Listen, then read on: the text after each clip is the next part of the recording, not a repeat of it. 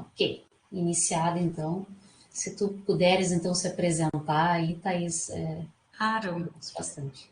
Bom, Sabrina, boa tarde a todos. Primeiramente, um prazer estar aqui conversando um pouquinho com vocês sobre a Lei Geral de Proteção de Dados, que é um tema que muito me interessa, um tema que eu fico bastante lisonjeada por poder compartilhar um pouquinho do conhecimento que eu tenho, né? Eu sou a professora Thaís, eu sou do Departamento de Administração aqui da Universidade Federal de Sergipe. Tenho uma jornada curiosa, não tenho tanto tempo de universidade, tenho 5 anos de universidade, basicamente, né?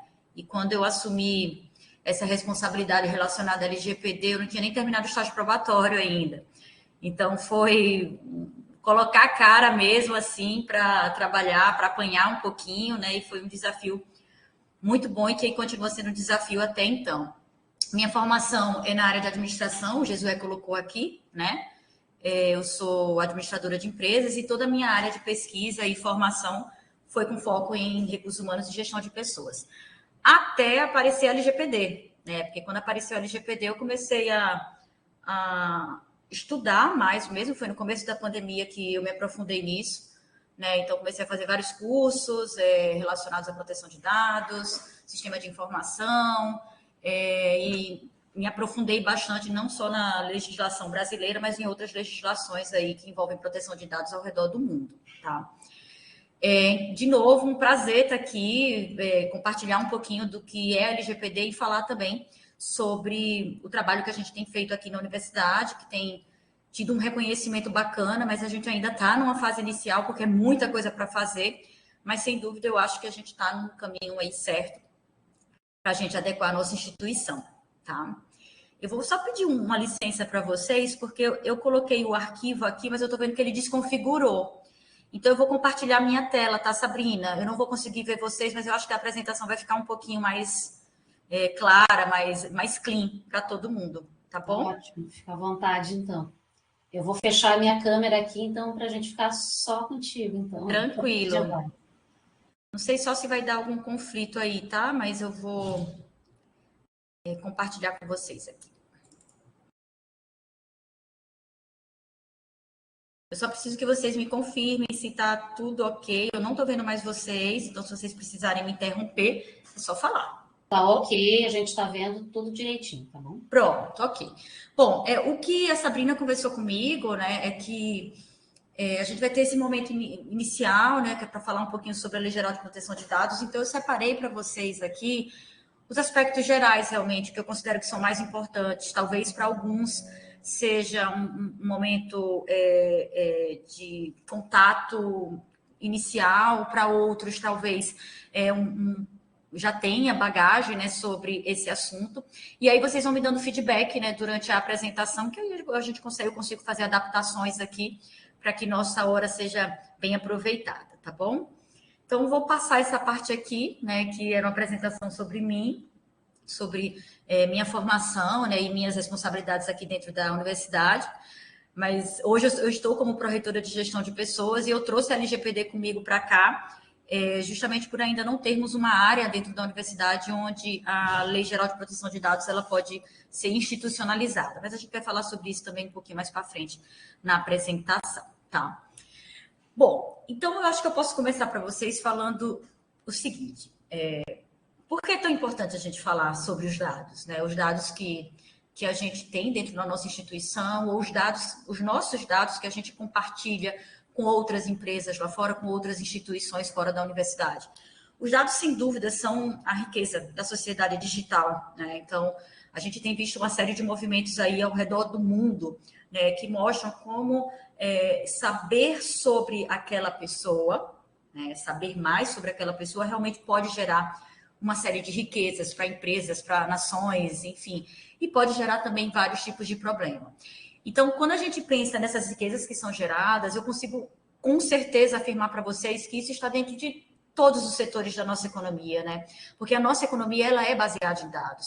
Então, se a gente pensa desde educação, seja no setor público ou no privado, né? Até diversos serviços que são oferecidos, dentro da ciência, né? Que a gente é o nosso foco, né? Então a gente produz ciência o tempo todo, no comércio, no transporte, enfim. A nossa economia, ela é baseada em dados. Então, se a gente for fazer um resgate, né, histórico, os dados, eles acabam sendo representativos para o desenvolvimento de uma sociedade, para desenvolvimento de novos produtos, e até podem ser, quando mal utilizados, ou utilizado para o mal, colocando assim, né? Ele pode até ser uma grande ferramenta para ser utilizada numa guerra, por exemplo, né? Que foi um pouco do que aconteceu na Segunda Guerra Mundial, né? Quando a Alemanha começou a fazer a perseguição dos nazistas, ou dos judeus, por exemplo, foi com base nisso, né? Então, foi feito um levantamento de informações, os nazistas tinham aqueles dados, então eles sabiam onde aquelas pessoas moravam, quem eram as famílias, quantas pessoas existiam naquela família. Então, na verdade, foi uma invasão, vou colocar assim, de dados antes de começar, né, uma das maiores tragédias da humanidade. Então, por que falar da Lei Geral de Proteção de Dados, né? Então, falar sobre a nossa legislação não é algo que surgiu há pouco tempo atrás. Na verdade, a gente tem discutido bastante sobre isso já há algum tempo. No Brasil, um pouquinho menos tempo, mas se a gente for fazer dentro de um contexto geral e a gente for olhar para os Estados Unidos, por exemplo, que tem legislações específicas por estado, diversos estados desenvolveram sua lei específica, né? Então, a gente tem a Califórnia, que possui lei específica, e alguns outros estados.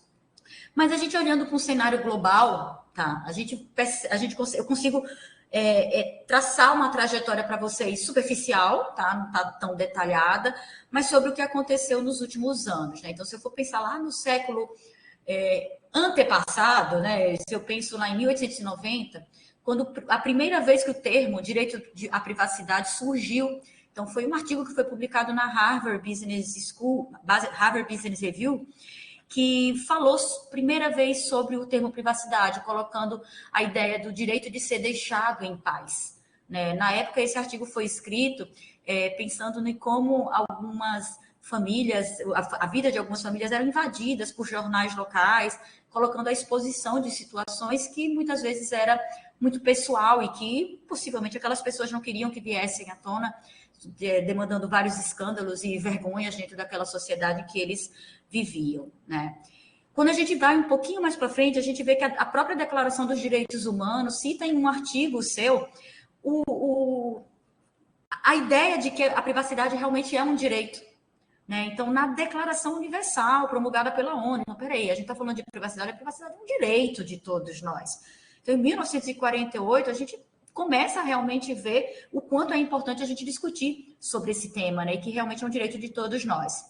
Quando a gente já chega um pouquinho mais para frente, lá na década de 80, vem a Convenção de 108 na Comunidade Europeia, que viabiliza a harmonização da legislação de proteção de dados. Então, não era só, olha, é importante, olha, é um direito, mas como é que isso precisa ser escrito para garantir realmente a nossa segurança, né? E aí, um pouquinho também mais para frente, na Diretiva de 46, né, a Diretiva 46 de 1995, também dá essa orientação e concede ao cidadão o direito de controlar suas próprias informações pessoais, né, obrigando aí, na época, dentro da Comunidade Europeia, que os sites de pesquisa, quando demandados, devessem remover os nossos dados. Então, se eu entendo que aquele site está utilizando um dado meu e eu não quero mais que ele utilize, a diretiva veio e colocou dessa forma. Então, a pessoa tem o direito de remover, né, de solicitar que os dados dela sejam removidos daquele site. Isso lá em 95 ainda, tá, gente? E em 2002, né, a diretiva de 58, ainda na Comunidade Europeia, ela regulamentou a proteção de dados nos serviços de comunicação eletrônica, tá? Então, foi uma regulamentação específica para setores da comunicação e que eles tiveram que seguir naquele momento. E aí, vem uma lei super importante e eu sugiro que aqueles que quiserem se especializar um pouquinho mais, se avançar um pouquinho mais, estudem a General Data Protection Regulation, porque é a lei da União Europeia, que regula o tratamento de dados pessoais. Essa lei é tão importante para a gente, pessoal, que, na verdade, os nossos legisladores aqui, quando começaram a pensar em colocar no papel a nossa legislação, eles olharam para a GDPR, né? Então, muito do que, às vezes, a nossa legislação não fala, Hoje um pouco menos, porque surgiram outras notas, outras normas complementares que vêm elucidar mais aspectos da legislação. Mas muito do que a gente não entende, a gente vai lá na GDPR e fala, não, mas espera aí, deixa eu dar uma olhadinha o que a lei europeia está falando, para eu poder entender melhor qual foi a intenção do nosso legislador, tá? Então, eu, particularmente, quando comecei a estudar LGPD, eu comecei a estudar e fazer várias anotações, porque assim é uma forma boa de estudar para mim. E teve uma hora que eu parei, eu fiz, não, peraí, não posso estudar LGPD, primeiro eu tenho que estudar GDPR. Então, eu parei meu estudo da LGPD, fui para a GDPR, me aprofundei nela e depois eu voltei para a LGPD. Então, foi um entendimento muito mais claro e lógico para mim. Então, como foi feito, né? Como foi a historinha da GDPR lá na comunidade europeia? Primeiro, ela revoga a diretiva de 95, né? Depois, ela é criada, né? Então, ela é escrita de fato, né? Que ela foi criada em 2016, mas ela foi criada dando um tempo, né, para os países se adaptarem, né? Então, olha, está sendo criada agora em 2016, mas ela será realmente implementada em 25 de maio de 2018. Foi um pouco do que aconteceu aqui também, tá? Então, a lei é criada, as empresas se adaptam a uma conscientização da população para que compreendam o que é aquela legislação e comecem também a defender e a exigir que seus direitos sejam cumpridos, né? E o objetivo da GDPR, muito parecido com o nosso, é regulamentar o tratamento de dados pessoais, visando a proteção dessas informações. E tratamento de dados pessoais, gente, é tudo que envolve qualquer movimentação dos nossos dados.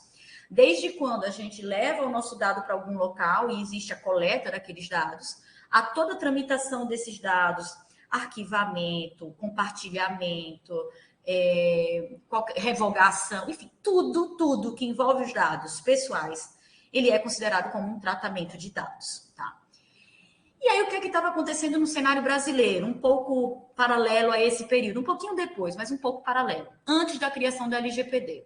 A gente teve em 2010 aí a primeira iniciativa brasileira, né, de discutir sobre o tema. Então, começaram a ser lançados vários debates públicos para que fosse um escopo aí do anteprojeto. Então, pesquisadores, especialistas no assunto, principalmente na área de TI, né, a LGPD não é só o que está dentro do computador, dados coletados via internet ou sistemas, tá? Ela também está no papel físico, né? Então, uma cópia da nossa identidade, uma cópia do nosso CPF é um dado pessoal que está ali físico e que também precisa ser cuidado.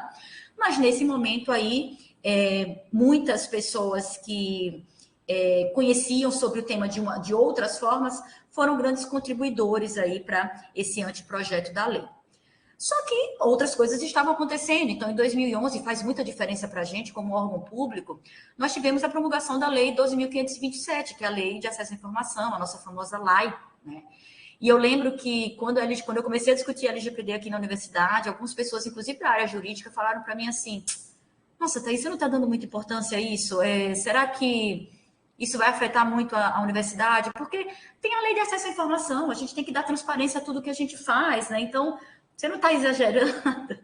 Eu fiz, não estou exagerando. A Lei de Acesso à Informação, ela precisa harmonizar, não só com a LGPD, mas também com outras leis, porque quando a LGPD veio, ela não revogou nenhuma outra legislação. Então, ela veio realmente para compartilhar, para harmonizar. E a própria Lei de Acesso à Informação, não vou lembrar o número do artigo, mas ela já fala do cuidado que a gente precisa ter com dados pessoais sensíveis, por exemplo, tá? Então, na verdade, houve, na minha percepção, um cuidado dos legisladores de quando foram legislar a LGPD, de olhar para outras legislações que estavam ali vigentes, justamente para não ter um conflito de normas, né? Quando a gente vai para 2012, aconteceu uma situação muito importante para o Brasil. Acho que vocês vão lembrar. A gente teve aquela atriz brasileira, que é a Carolina Dickmann, e a lei recebeu o nome dela, que teve o seu celular invadido, né? E conversas e fotos íntimas foram vazadas. E aí essa lei, esse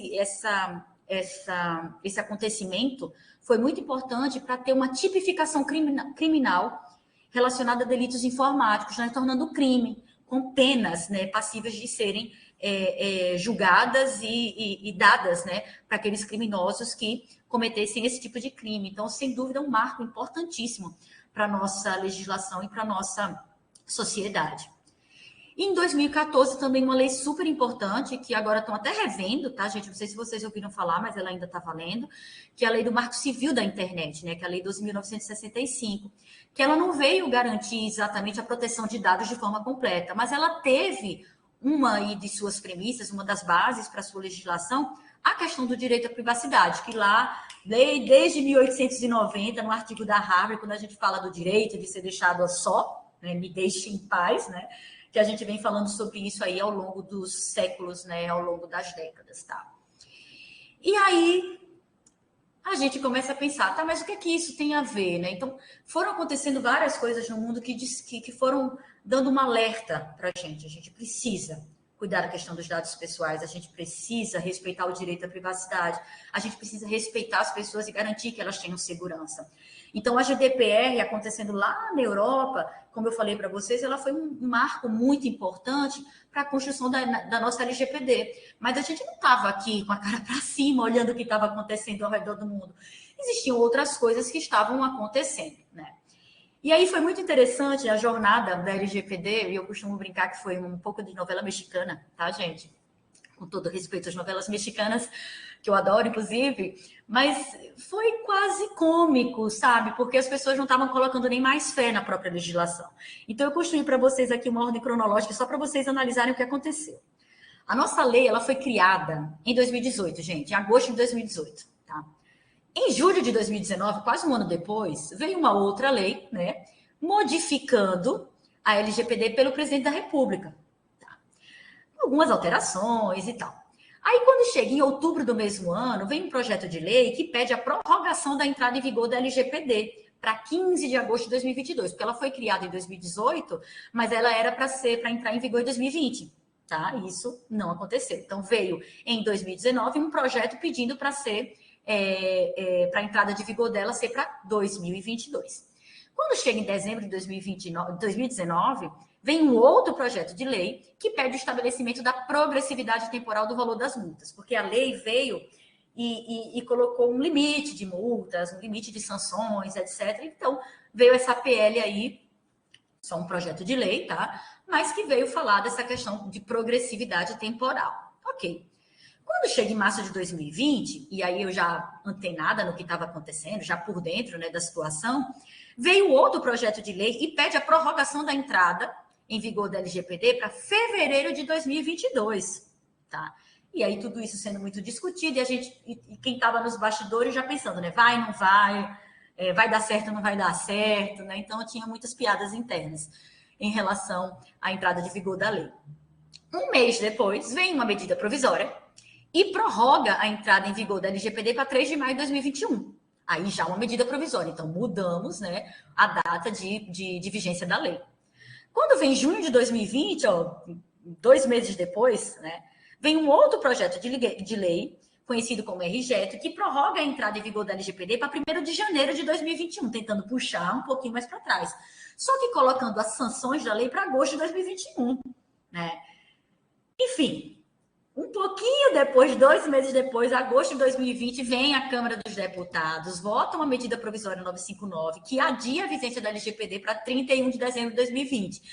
Aí aqui todo mundo respirou um pouco. Ah, tudo bem, nós temos mais algum tempo, porque até então ninguém estava adequado. Hoje em dia, eu posso dizer para vocês com alguma segurança que nós não temos nenhum órgão público ou nós não temos nenhuma empresa, até brasileira, tá? Talvez empresas estrangeiras que já tinham adequações por causa de outras legislações e tiveram alguma facilidade de adequação à nossa legislação, mas não tem ninguém completamente adequado, porque é uma lei extremamente complexa, né? E aí, quando vem 26 de agosto de 2020, o Senado não concorda, né, com o adiamento da LGPD, e ela diz, né, e o Senado fala, olha, eu lembro até de algum senador falando, quem se adequou, quem não se adequou, que se vire, né? Então, entrará em vigor em até 15 dias úteis após a sanção do presidente. E aí veio a entrada em vigor da legislação em 18 de dezembro de 2020. E aí foi uma correria bacana, né? Inclusive, para a gente, aqui na universidade, inclusive, até para a gente soltar a nossa portaria de nomeação do encarregado, que é um princípio básico de cumprimento da legislação, tá?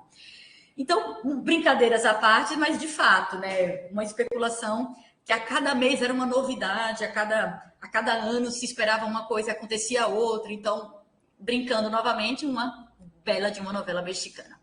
Então, o que é LGPD, gente? Eu gosto de falar que a LGPD é a nossa lei, né? É nossa. Tá? É a carinha do Brasil. Inclusive, ela é aplicada em território nacional, com dados que foram coletados aqui dentro, tá?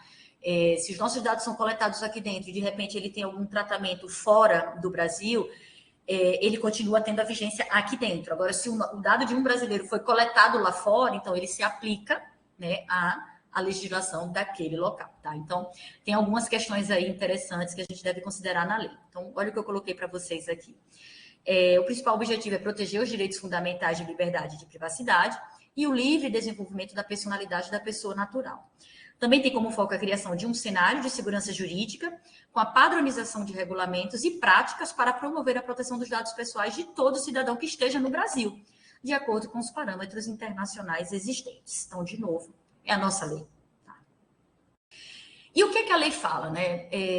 Eu trouxe alguns pontos principais da lei para ficar bem claro para vocês, mas a lei, ela cita o tempo todo, né? Dados pessoais, dados pessoais. E aí vem uma pergunta muito importante, que é o que são dados pessoais, né? De acordo com a LGPD.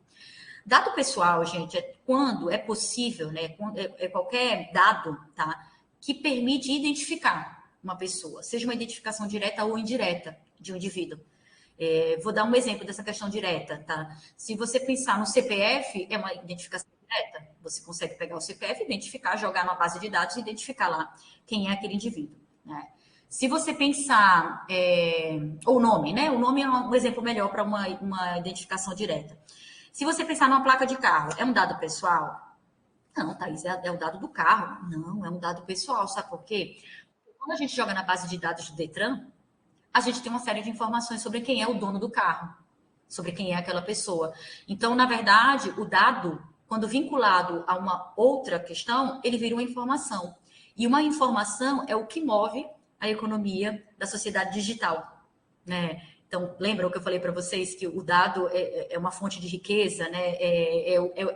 É de fato uma frase muito famosa que tem, que os dados são o novo petróleo.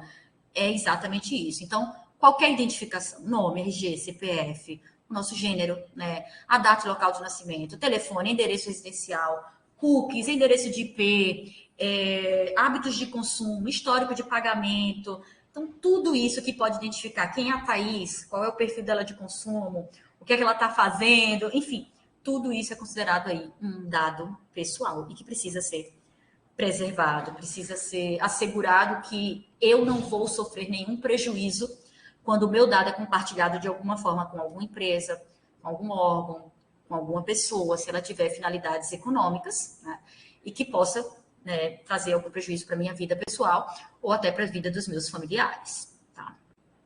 Gente, eu não estou vendo o chat, mas se vocês quiserem perguntar, por favor, Sabrina me interrompa, tá? Vai me falando aí.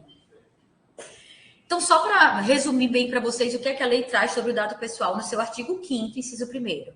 Ela é a informação relacionada à pessoa natural, identificada ou identificável. Então, alguns desses exemplos que eu coloquei para vocês, inclusive foto, tá, gente? Foto, imagem, porque tudo isso faz com que a gente identifique um indivíduo. Mas existe uma diferença entre dado pessoal e dado pessoal sensível. Porque a lei fala assim, né, de forma geral, a gente precisa ter cuidados com os dados pessoais. Mas, quando o dado é sensível, a gente precisa ter mais cuidado ainda. Porque o dado pessoal sensível é aquele tipo de dado que pode gerar algum tipo de... Pode gerar algum tipo de constrangimento, algum tipo de preconceito, tá? Ou seja, o vazamento de um dado sensível pode gerar um prejuízo irreparável para a nossa vida, para a vida de alguma pessoa. Então, quais são esses dados pessoais sensíveis, tá? É a nossa origem racial ou étnica. Percebe que uma divulgação disso pode gerar algum tipo de preconceito? Pode, é a sociedade que a gente vive, né? A convicção religiosa, a opinião política, a filiação a sindicato ou organização de caráter religioso, a nossa preferência sexual ou aspectos da nossa vida sexual, dado genético, dado biométrico. Então, são vários pontos aqui que o cuidado precisa ser ainda redobrado. Aí, algumas pessoas, a área de TI, acredito que tem gente de TI aqui com a gente, A área de TI falava muito para mim no começo, Thaís, estão pedindo CPF, o CPF é um dado sensível, não pode. Eu fiz, olha, vamos lá, realmente não pode, deixa eu entender o porquê, né? Mas não é um dado pessoal sensível. Agora, sem dúvida, um vazamento de um CPF pode causar danos irreparáveis na vida da pessoa.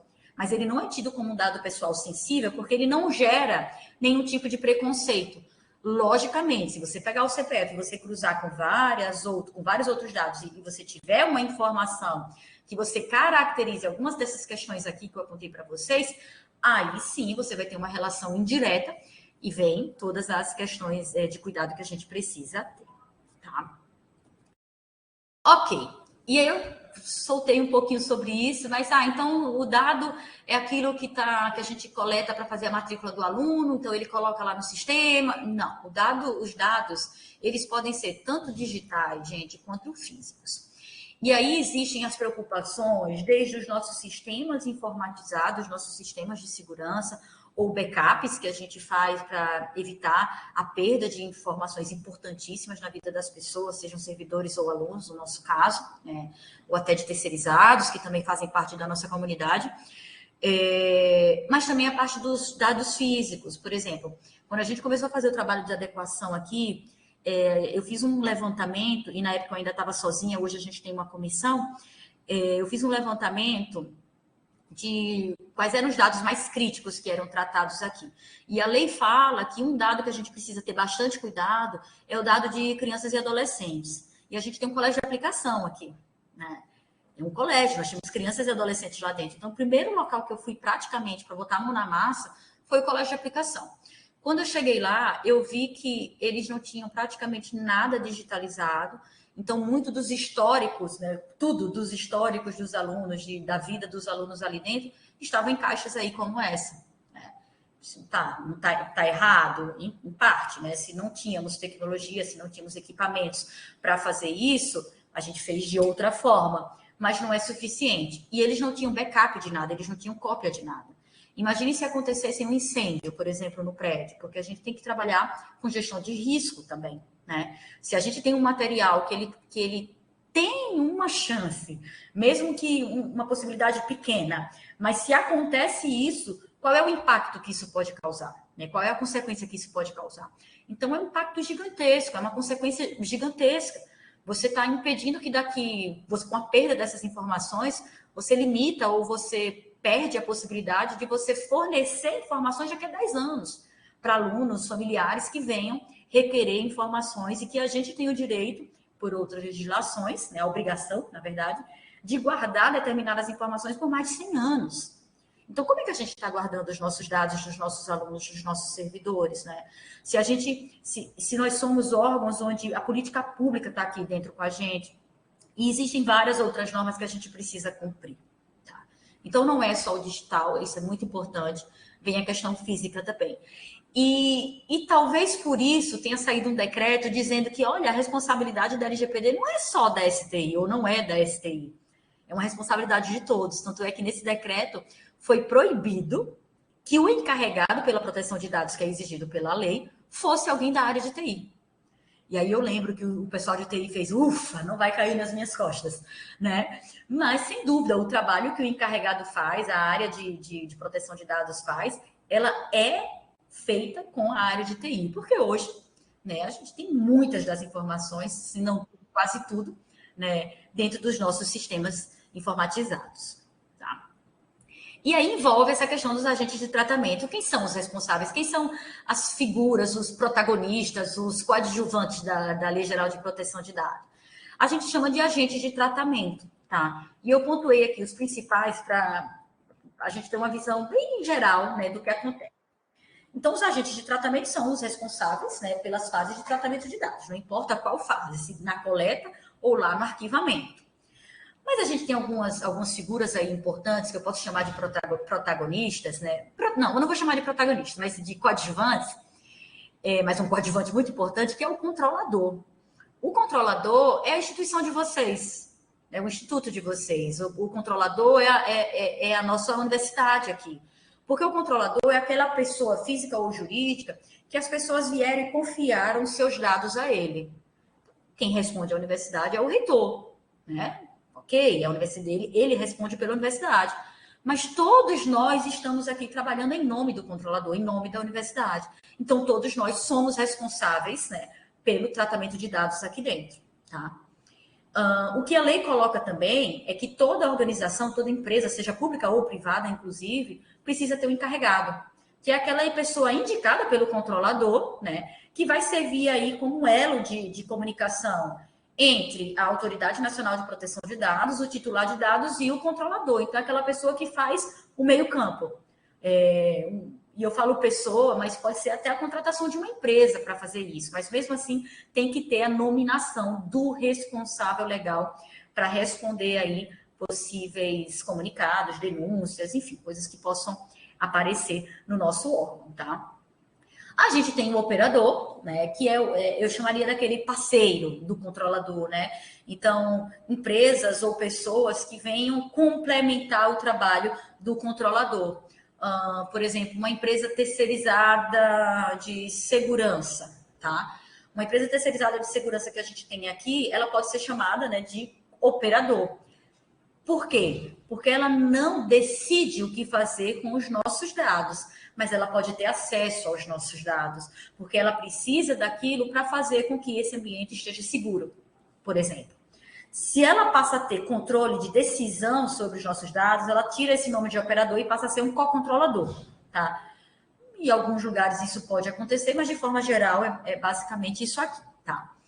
E aí a gente tem a Autoridade Nacional de Proteção de Dados, que é um órgão previsto na legislação, mas ele só surgiu depois da entrada em vigor da LGPD, e que é um grande responsável aí por fiscalizar, por orientar, por educar, por complementar questões relativas à norma, por fornecer documentos que possam esclarecer, elucidar mais algumas questões que não ficaram tão claras sobre a legislação, tá? Então, um órgão bastante importante.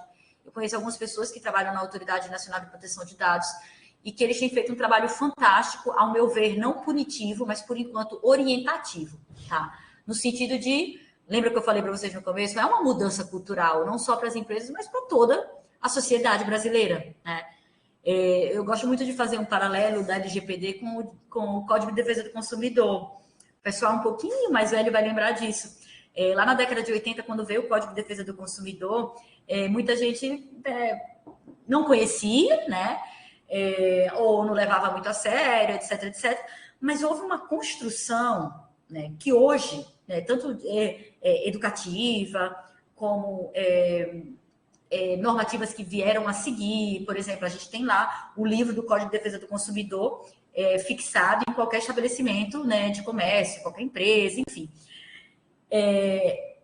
E hoje você pergunta para qualquer, não vou dizer qualquer, não posso generalizar, né, gente, mas você pergunta para muitas pessoas, as pessoas sabem o que é o Código de Defesa do Consumidor. Algo que surgiu lá na década de 80 e que hoje, em 2023, a gente consegue falar disso com uma certa clareza, com um certo, como se fosse realmente um assunto em comum para todos nós. Eu acho que isso vai acontecer com a LGPD. Eu não tenho uma bola de cristal, mas eu acho que isso vai acontecer. Hoje já é um tema bastante discutido, bastante difundido, mas eu acho que daqui a 20 anos vai ser uma coisa natural, sabe? Onde todos vão ter conhecimento da legislação e cuidados, né, que são necessários, ok? E aí a gente tem um protagonista, e o protagonista sou eu, você, né? O protagonista é o titular dos dados. É a pessoa que tem aqueles dados ali tratados. Então, esse é o protagonista, tá? Aquela pessoa que compartilha um dado sobre dela em qualquer local, seja na farmácia, acho que você já deve ter vivenciado isso, né? Dentro da farmácia, qual é o CPF, né? E a farmácia conhece o seu hábito de consumo, o período do mês que você fica doente, ela vai acompanhando a sua saúde pelos medicamentos que você compra. Eles fazem isso, tá? Mas, claro, eles fazem isso de uma forma simpática, né? Não, olha, eu tenho isso porque você tem bonificações à medida que você é um cliente bronze, um cliente prata, um cliente ouro, um cliente diamante, né? Então, tudo se torna atrativo e as pessoas vão compartilhando seus dados de forma aleatória e, às vezes, até sem muita consciência, né? Um assunto, uma curiosidade que aconteceu comigo essa semana. Eu fiz um pagamento de algo que eu comprei e uma pessoa que precisava me devolver dinheiro, né, e eu não queria aceitar o dinheiro, fez assim, me passa seu Pix, então. Eu fiz, não, depois a gente resolve e tal. Thaís, eu pego seu CPF e faço seu Pix e transfiro para você.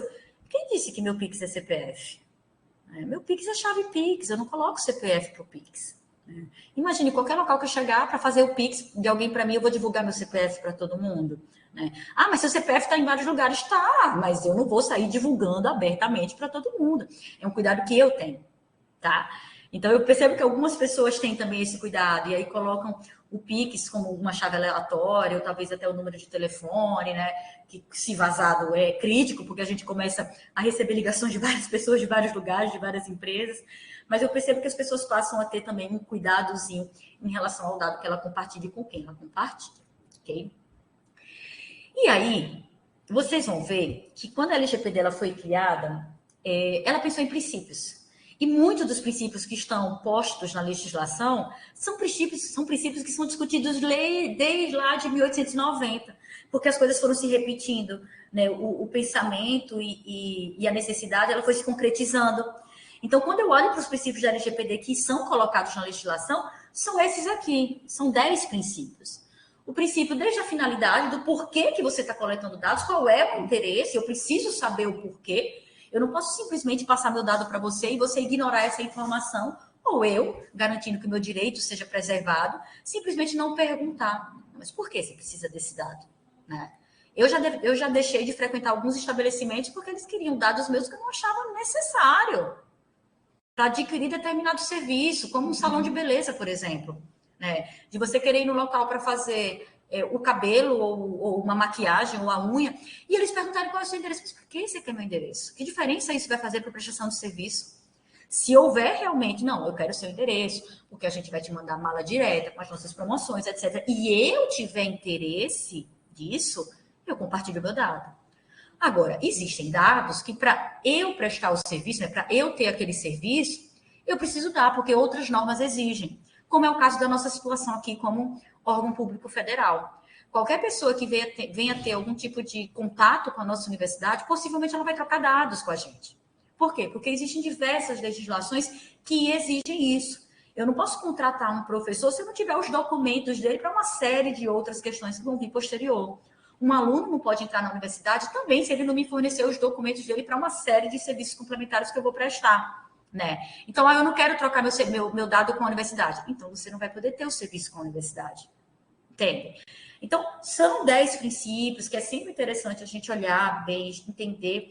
Mas quando eu olho para esses princípios aqui, e aí tem um princípio que é esse 6 aqui, que é o de transparência, eu sempre acho que está tudo voltando para a transparência, que é um pouco do que a própria lei de acesso à informação fala, né? De você dar a transparência, de você ter clareza no que está sendo feito, como está sendo feito, por que está sendo feito.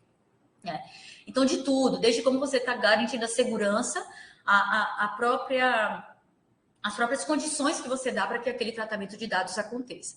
Então, são princípios. Em tudo, em qualquer fase de tratamento de dados, isso precisa estar presente. Ok? E aí, vem... pensando aqui nesse primeiro princípio, tá, gente? Deixa eu voltar aqui. No princípio da finalidade, o que é que a lei fala? Eu preciso ter um objetivo para tratar o dado. Né? E aí ela traz as 10 bases legais para tratamento de dados. As 10 bases legais para tratamento de dados, gente, são essas daqui. Ó. 10 bases legais. E eu vou explicar para vocês de uma forma que eu espero que vocês não esqueçam. Tá? Foi assim que eu aprendi, eu acho fácil. A lei diz o seguinte, para eu tratar dados, eu tenho que ter um porquê. Então, eu tenho essas 10 finalidades. Tá. Eu posso dizer para vocês aqui, vocês estão vendo a minha setinha? Isso, acho que sim, né? Porque estou compartilhando a minha tela. Eu posso dizer para vocês, esqueçam essa daqui, consentimento do titular. Pronto, obrigada, Sabrina. Esqueçam essa aqui rapidinho, consentimento titular. Deixem ela aí guardada. Essas 9 outras aqui são motivos, né, são finalidades que eu não preciso de autorização do titular para tratar o dado. Se eu tratar um dado e eu tiver argumento, se eu tiver finalidade de uma dessas aqui, eu não preciso de uma autorização sua. Porque tem alguma obrigação legal ou regulatória que me diz que eu preciso tratar aquele dado daquela forma, etc, etc. A administração pública também não precisa de um consentimento para tratar os dados. Um órgão de pesquisa também não. Execução de contrato também não. Exercício regular do direito, proteção de vida, tutela da saúde, interesse legítimo, proteção de crédito. E cada um desses 9 aqui daria conteúdo suficiente para a gente passar uma aula, né, uma palestra inteira falando sobre cada um deles, tá? Eu vou me concentrar na administração pública, ok? Se você for tratar um dado e você não conseguir encaixar o motivo daquele tratamento em nenhuma dessas 9 aqui, aí você vai ter que ter o consentimento do titular. Expresso, consentido, dizendo, olha, autorizo a empresa tal ou a pessoa tal a tratar esses dados tal, tal, tal, porque ela vai usar para isso, isso, e tá lá a assinatura da pessoa embaixo. Ok? Então, preciso ter uma finalidade. Inclusive, a própria legislação fala que a gente precisa produzir um relatório, que a gente pode produzir um relatório, que esse relatório pode ser exigido a qualquer momento. Então, a Autoridade Nacional de Proteção de Dados ou até um órgão de controle pode chegar para a minha universidade e falar assim, olha, eu quero saber o que vocês estão fazendo com os dados, como, etc, etc. E no meu relatório, vai ter que ter a hipótese legal para cada tratamento que eu faço. Então, para matrícula de aluno, eu tenho essa hipótese legal. Para contratação de um professor substituto, eu tenho essa hipótese legal. Para inscrição de um membro da comunidade em um projeto de extensão, eu tenho essa hipótese legal. Para a gente, muito se encaixa aqui, tá, gente? Cumprimento de obrigação regulatória ou pela administração pública. Então, muito, quase tudo do que a gente faz se encaixa aqui. Mas pode acontecer da gente ter aí outros motivos, como, por exemplo, institutos e universidades que possuem hospitais, né? Tem a questão da tutela da saúde que vai ser colocado lá dentro também, ok? Se não tiver motivo, eu preciso de assinatura, ok? Preciso do consentimento. Puxando para a nossa realidade, tratamento de dados pelo poder público. Existe um capítulo na legislação, que é do artigo 23 ao 30, que fala somente sobre o poder público. E aí, lembra que eu comentei com vocês que lá atrás falaram, Thaís, você não está dando muita atenção ao LGPD, porque não vai encaixar na gente. A gente é empresa pública, né? Órgão público e tal. Tem um capítulo que fala sobre isso, gente. Como é que a gente vai deixar isso para lá? Né? E nesse capítulo, de uma forma geral, ele fala, né? Ele fornece informações claras, o que a gente tem que fazer. Fornecer informações claras e atualizadas sobre a previsão legal, a finalidade, os procedimentos e as práticas utilizadas para a execução dessas atividades, em veículos de fácil acesso, preferencialmente em seus sítios eletrônicos. A gente precisa indicar o encarregado para realizar operações de tratamento de dados. A gente precisa observar as formas de publicidade das operações de tratamento e que poderão ser estabelecidas pela ANPD, né? Então, a ANPD já fez e continua fazendo alguns indicativos aí de como a gente tem que fazer determinadas coisas. A gente precisa manter os dados em formato interoperável e estruturado para uso compartilhado com vistas à execução de políticas públicas, que é a nossa finalidade principal aqui dentro, né? A gente precisa realizar o uso compartilhado de dados pessoais de acordo com as finalidades. E a gente não pode, está escrito na lei, compartilhar os dados pessoais que estão aqui dentro com a empresa privada. A gente não pode. Ah, Thaís, então, não com essa finalidade de órgão público, tá? Ah, Thaís, mas tem uma empresa assim, assim, assado, que a gente vai ter o serviço. Tem uma forma? Tem. Você pega o consentimento do titular. Se você não conseguir encaixar em mais nenhuma daquelas finalidades, justificando o porquê daquela troca de informação, mas empresa privada, eu sempre oriento, peguem o consentimento, porque esses dados, eles voam, né? Então, imaginem você compartilhando os dados dos nossos professores, né, com um site de mapeamento de pesquisa. Foi algo que aconteceu aqui. A nossa pró-reitoria de pós-graduação fez um pedido para mim, porque esses pedidos sempre passam por mim, por ser encarregada, falando assim, olha, a gente quer contratar uma empresa que tem um software bacana, onde a gente vai conseguir visualizar e mapear todas as pesquisas que acontecem aqui na universidade. É fantástico, você consegue olhar e ver quais são as principais pesquisas que estão acontecendo aqui dentro. Tá, deixa eu entender, que empresa é essa? Como é esse software? Os dados são armazenados onde?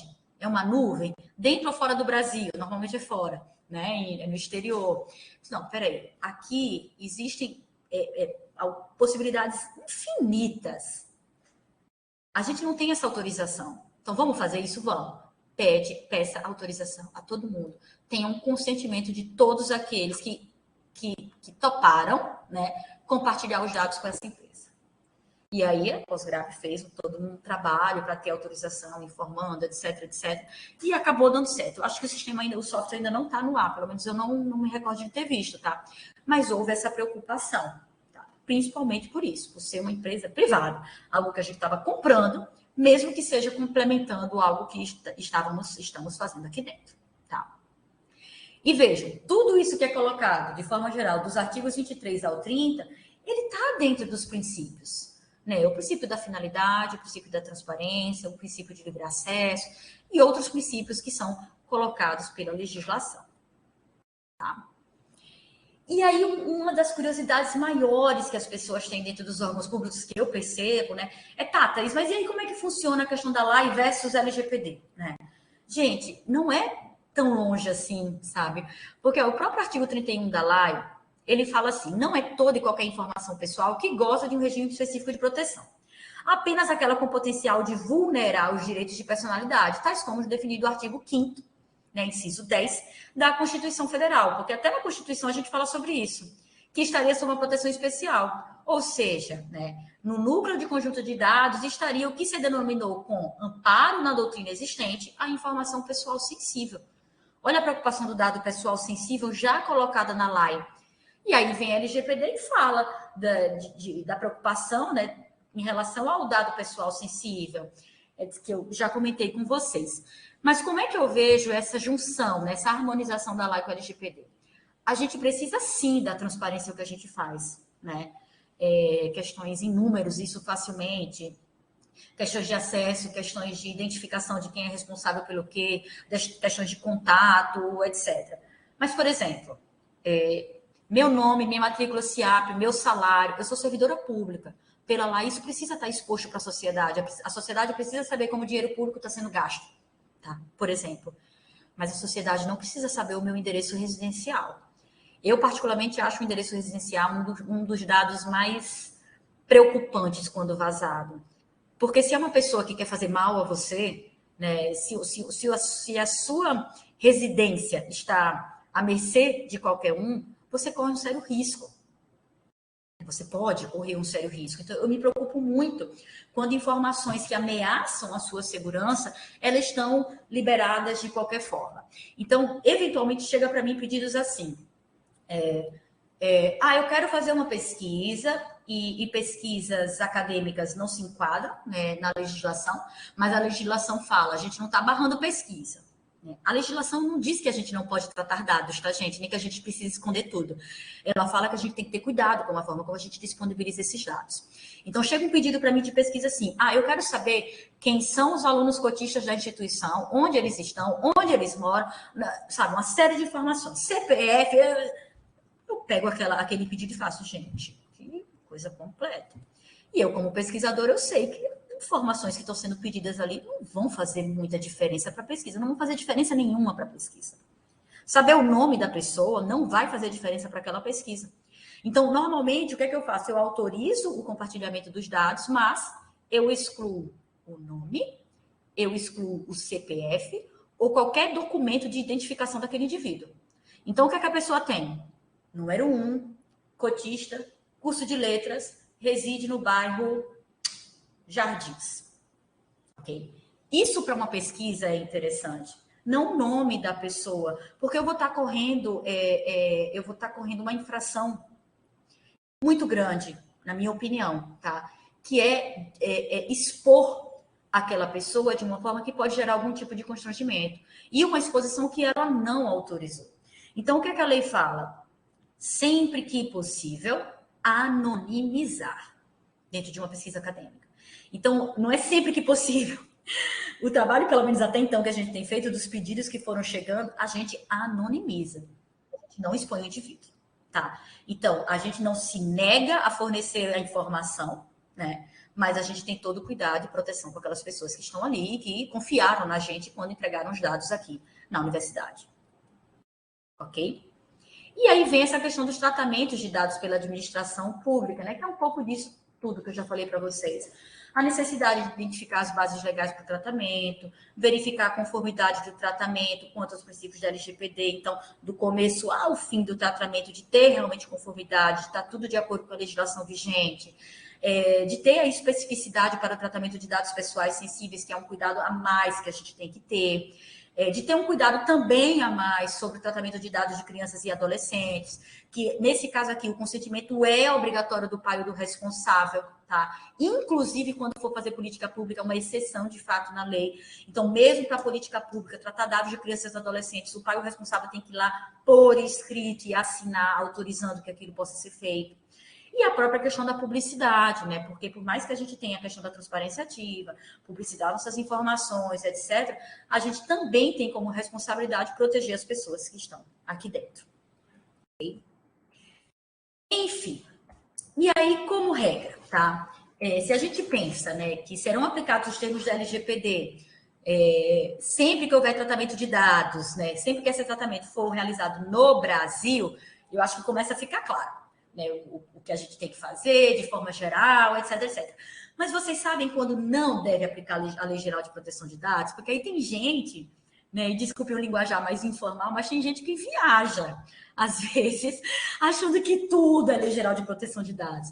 Eu dei uma palestra recentemente num campus aqui da nossa universidade, essa pergunta sempre aparece, e uma técnica nossa perguntou assim: Thaís, e se a universidade, a assessoria de comunicação da universidade está aqui dentro, né? Estão tirando foto do evento e eles publicam uma foto minha que eu não autorizei.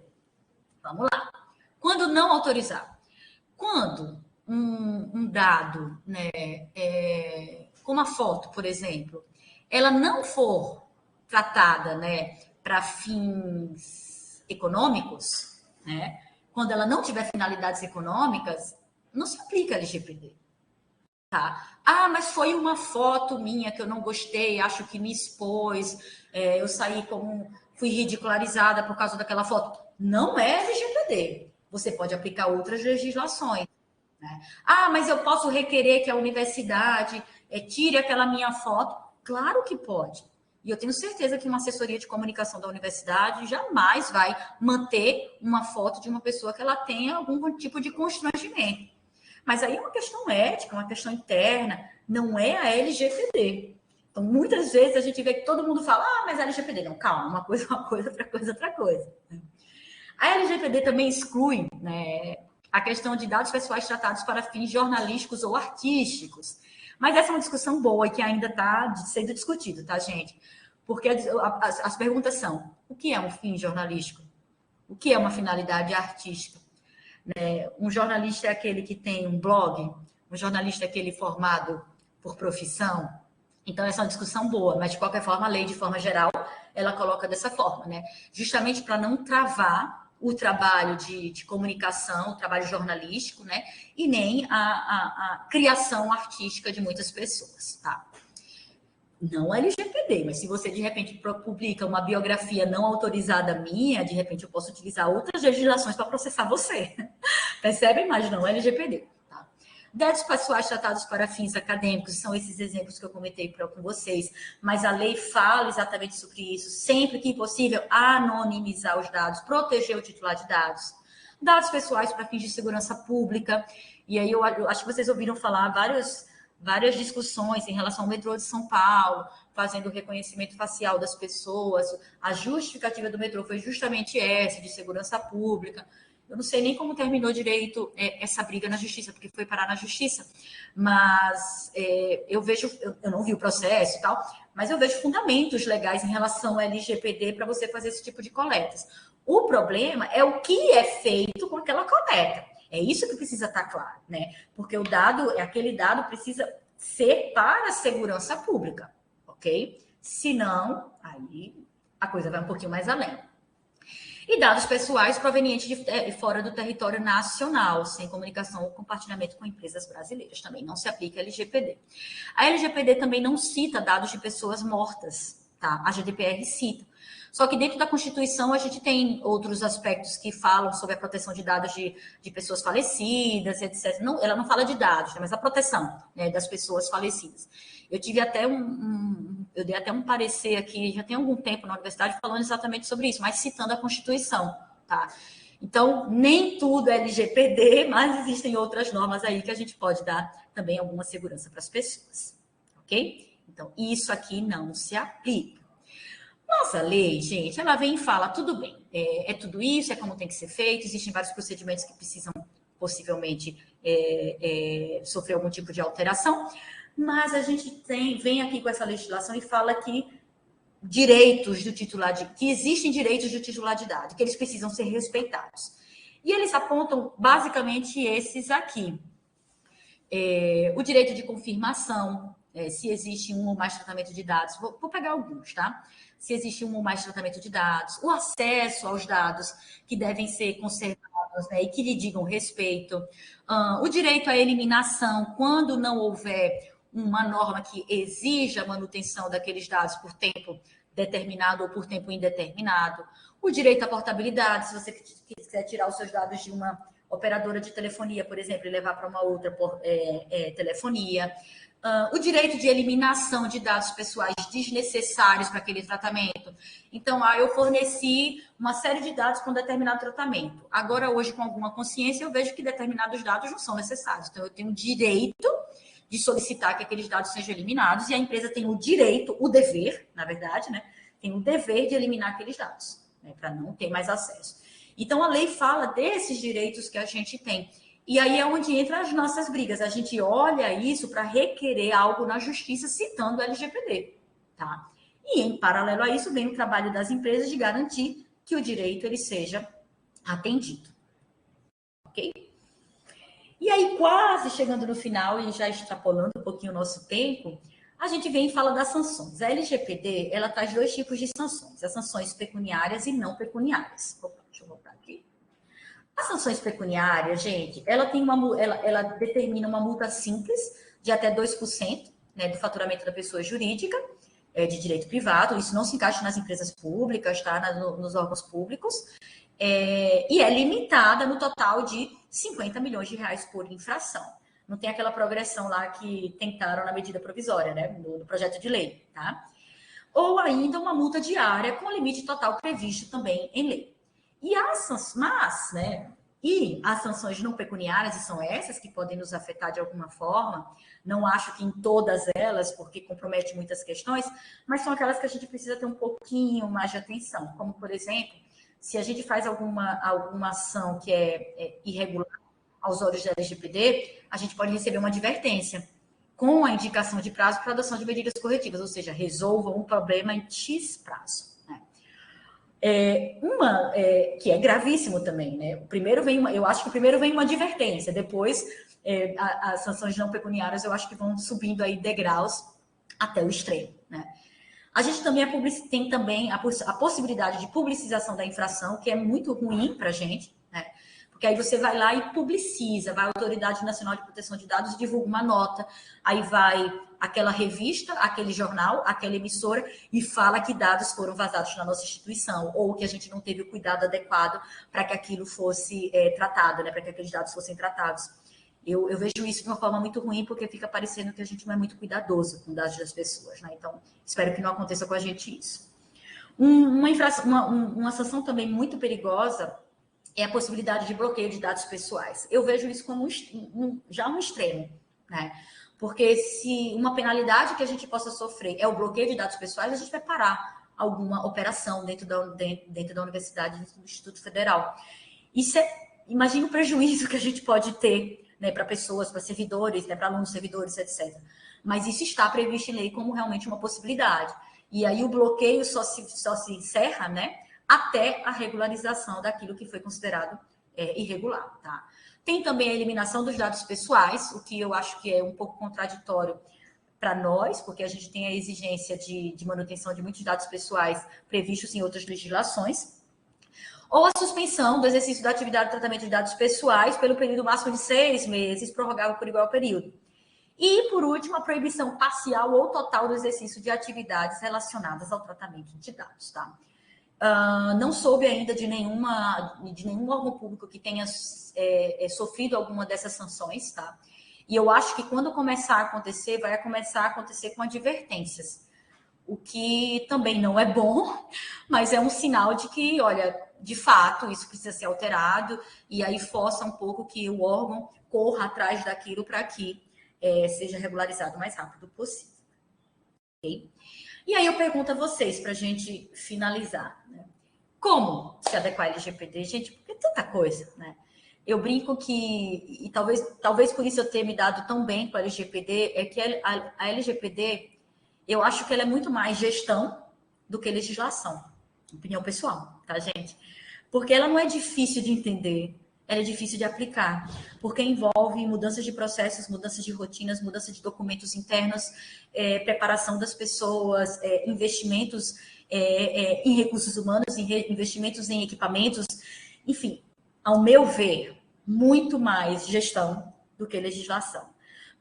E isso afeta a alta gestão, até a base do nosso trabalho dentro do nosso órgão. Né? Porque não adianta a alta gestão ter o conhecimento, ter consciência, etc., se eu tenho lá numa secretaria de departamento um servidor que não tem conhecimento, pega uma cópia de aluno de uma identidade, de um RG, de um CPF, e guarda ele de qualquer forma, sujeito a ter um sequestro daqueles dados, né? Ou realmente um roubo daqueles dados, e pessoas criminosas acabam tendo a condição de fazer o que bem quiserem com aquelas informações, causando prejuízos aí irreparáveis muitas vezes para as pessoas. Então, há muito que ser feito, e não dá para fazer com duas mãos só, né? E precisa realmente haver uma movimentação de toda uma comunidade dentro dos órgãos, né? Pensando na parte da educação, para que a gente consiga realmente se adequar ao LGPD. E não é em um dia, eu acho que não é nem 2 anos, 5 anos, eu acho que assim, ao longo da nossa vida a gente vai estar trabalhando para fazer essa adequação, tá? Então, depois eu falo um pouquinho sobre a universidade. Acho que é isso, gente. Deixa eu só te parar o compartilhamento aqui para poder olhar vocês. Deixa eu ver aqui. Pronto, ok. Estou à disposição, porque vocês quiserem perguntar. Sabrina, depois a gente faz a outra rodada, é isso? Isso, depois a gente faz a outra rodada, mas, Thaís, assim, fantástica tua fala, tu é super didática, né? Bem, bem professora mesmo, que é o que a gente estava Falo pelos cotovelos, né? precisando. Não, fantástico. Assim, ó, a Roberta é servidora nossa, ela trabalha ali na reitoria, ela é assessoria da Pró-Reitoria de Ensino, e ela está com dificuldade ali de ativar o microfone dela, então eu vou fazer a leitura da pergunta dela.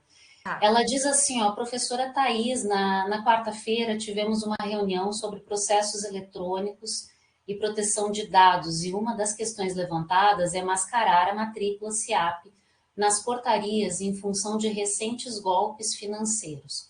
Mas a senhora acabou de falar que publicar a matrícula SIAP é de interesse público. A senhora poderia discorrer sobre essa dualidade, nessa situação específica? Qual o comportamento a ser adotado pela instituição nas portarias? Né? Resumindo, né, Thaís, realmente essa é uma dúvida que nós temos, porque nós já percebemos e já verificamos pareceres diferentes, né? A nossa própria procuradoria, né, ela emitiu um parecer, claro, ele é de um tempo atrás, mas comentando que não haveria problema em publicação de CPF. Mas a gente já viu outras opiniões, outras interpretações diferentes. Então, a grande questão é SIAP, né? Pode, não pode? Precisa anonimizar também, tá bom? Sim, perfeito. É uma excelente pergunta e eu acho que é importante frisar que existem divergências mesmo de entendimento, né? O ideal é que a gente tivesse uma congruência de todas as procuradorias, e eu sei que os procuradores trabalham em relação a isso também, mas pensam diferente, né? E fazem interpretações diferentes. Eu vou dar minha opinião pelo pouco que eu conheço, tá? A matrícula SIAP é um dado que ele está presente em outros sistemas, né? E que podem ser de fácil acesso. O que a LGPD coloca é que se o dado é público, não tem por que a gente ficar com receios relacionados a isso, tá?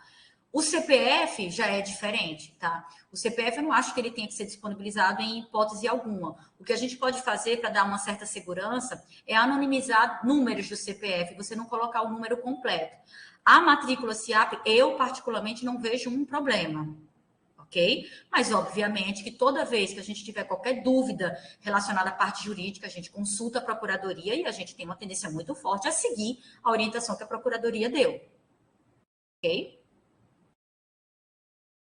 Uma outra questão ali que a Sandra levanta a questão da diferença entre anonimização e pseudo-anonimização, porque a gente já participou assim também de algumas outras falas, né, em que se comenta que a anonimização pode ter perda, né, do dado original. E aí o que se recomenda seria a pseudo-anonimização. Tu poderias Isso. comentar um pouquinho mais sobre a diferença? Tá. Essa é uma boa pergunta que talvez a gente precisasse até de um especialista de segurança da informação para auxiliar, tá? Mas eu vou falar um pouquinho o que eu sei. Quando a gente anonimiza, a gente precisa ter um sistema onde a gente consiga retornar para o dado, porque senão a gente tem uma perda significativa daquela informação, como foi bem dito aqui, tá? Então, a pseudo-anonimização, ela acaba facilitando um pouco o retorno daquele dado para que a gente tenha a origem do dado, né, o dado original, de fato, que a gente pode necessitar a qualquer momento, senão a informação em algum momento pode ficar completa. Mas isso é interessante a gente sentar com o pessoal de segurança da informação, com o pessoal de TI, porque normalmente feito a partir de sistemas, para ver quais são as possibilidades. Em regra, o que é que eu sugiro? Que a gente faça de uma forma que seja segura do começo ao fim. Desde a forma como a gente está dando transparência, de a gente ter a segurança e não expor o indivíduo, mas também a forma como a gente retém o dado. Lembra que eu comentei com vocês que o arquivo, né, o arquivamento também faz parte do tratamento de dados? Então, se a gente compromete aquele dado e a gente tem algum risco daquele dado, da gente não obter aquele dado de volta, a gente está com uma fragilidade dentro do nosso tratamento, tá? Então, é um risco, sim, mas a gente pode superar esse risco a partir de trabalhos que o pessoal de TI consegue fazer. Eu estou lendo aqui no chat, gente, mas se alguém também quiser fazer uso do microfone, pode ficar à vontade também. Estou tentando ver aqui também, Sabrina, tá? Tá.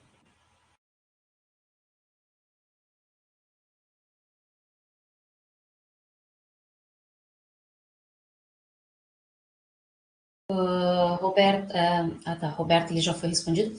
Thaís, aproveitando, né, uma outra questão também, eu acho que o que tu comentou, ela é interessante, né, porque não é só um plano de adequação de 2 anos, né, que vai fazer com que a gente consiga, né, se adequar plenamente, até porque precisa haver uma varredura de todos os nossos processos, uma readequação não só de documentos, mas até mesmo da nossa postura, do nosso comportamento, né? A gente observa, inclusive, às vezes em sala de aula, é muito comum o professor vai lá, pega um celular, bate foto, né, dos alunos, eu resolvi fazer uma prática diferente em sala de aula, no laboratório, eu vou lá, vou fazer o registro dos meus aluninhos, Sim. muitas vezes menores, né, e aí vou lá, vou postar na minha rede social.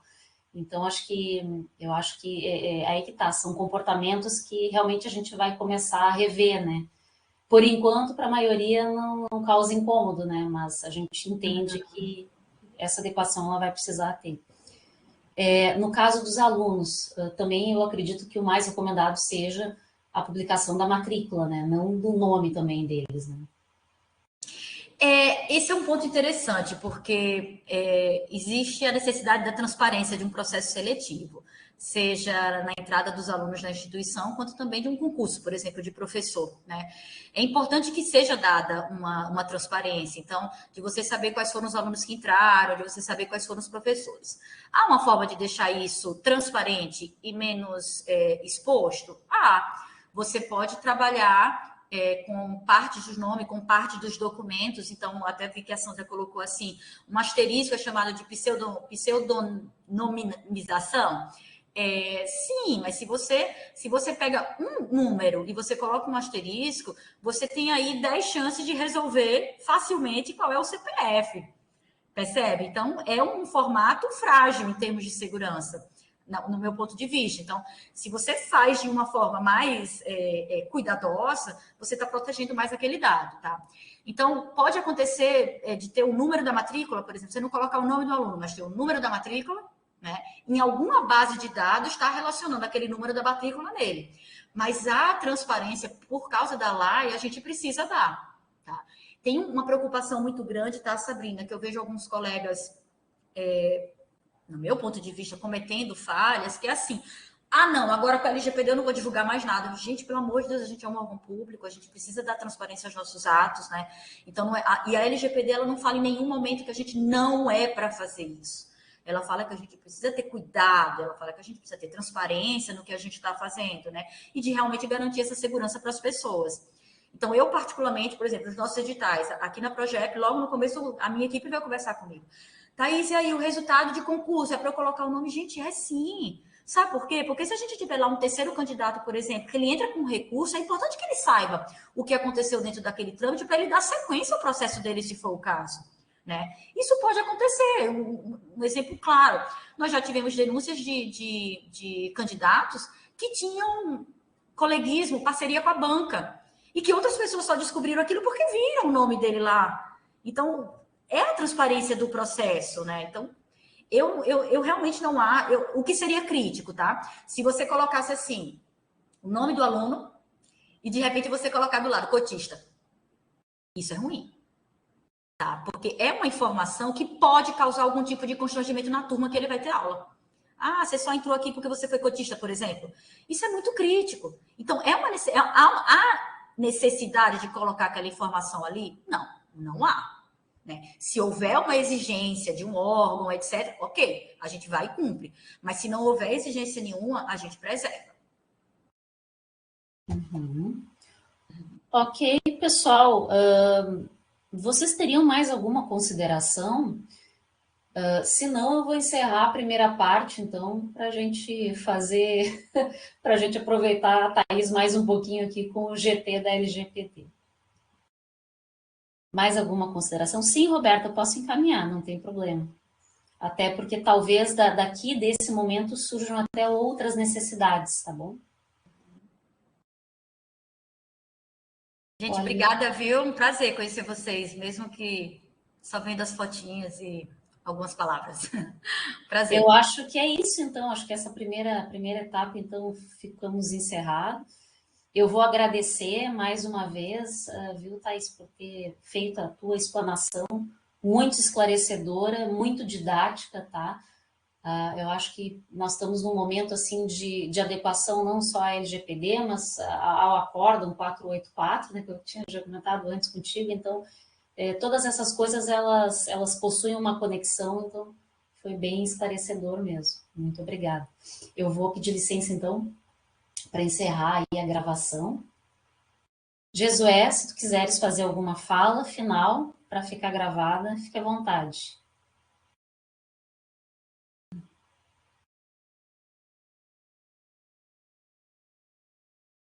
O Jesué está com um problema no microfone. Ah, tá. Ele entrou sem áudio agora. Tudo bem. Bom, então eu vou encerrar aqui a gravação.